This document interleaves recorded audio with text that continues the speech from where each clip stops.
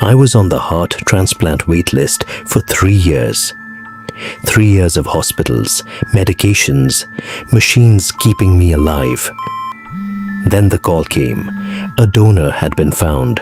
Surgery was scheduled for 6 a.m. the next morning. I didn't ask how the donor died. You don't ask that. You're just grateful. The surgery was successful. I went home after 2 weeks.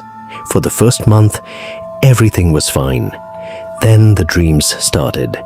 The first one was a house, white picket fence, blue shutters, a red mailbox with the number 14 on it.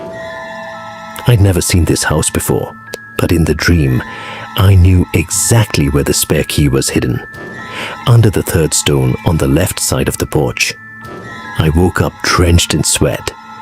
The second dream was a woman, dark hair, green eyes. She was laughing at a kitchen table. I felt like I knew her, like I had sat across from her 1,000 times, but I had never seen her face before in my life. The third dream was different. It wasn't a house, it wasn't a woman. It was a parking garage, level 3, nighttime. Footsteps behind me, getting closer, then a hand on my shoulder, then nothing. I woke up screaming.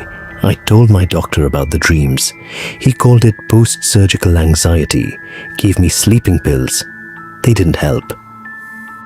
I started researching, organ transplant recipients reporting strange dreams, memories that weren't theirs, personalities changing after surgery.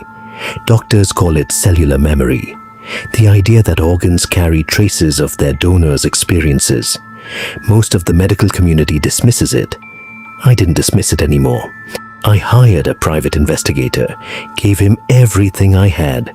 The house with the blue shutters, the number 14, the woman with green eyes, the parking garage on level 3. He called me back in 4 days. He found the house, 14 Mercer Street. The woman was the donor's wife. Her name was Claire. My donor's name was James Whitfield, 34 years old. He had been murdered.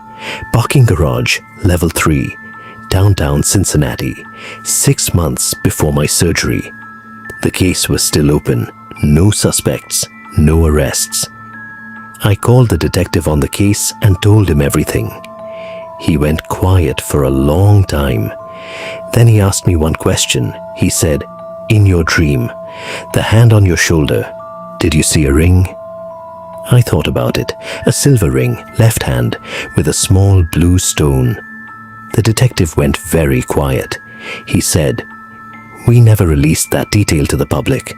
The only people who knew about that ring were the killer and the victim." They made an arrest 3 weeks later. I testified at the trial. The defense tried to discredit me, called me delusional, said I had read about the case online, but I hadn't. I described the ring before they told me about the ring. James Whitfield's killer was convicted. Life sentence, no parole. I still dream about that parking garage sometimes. But now, at the end of the dream, just before the hand touches my shoulder, I turn around and I see his face, and I remember it when I wake up. I gave that description to the detective too. He said it matched perfectly. I don't know what to call what happened to me. The doctors still call it anxiety, coincidence, overactive imagination. But James Whitfield's killer is in prison, and his heart is still beating in my chest every single day.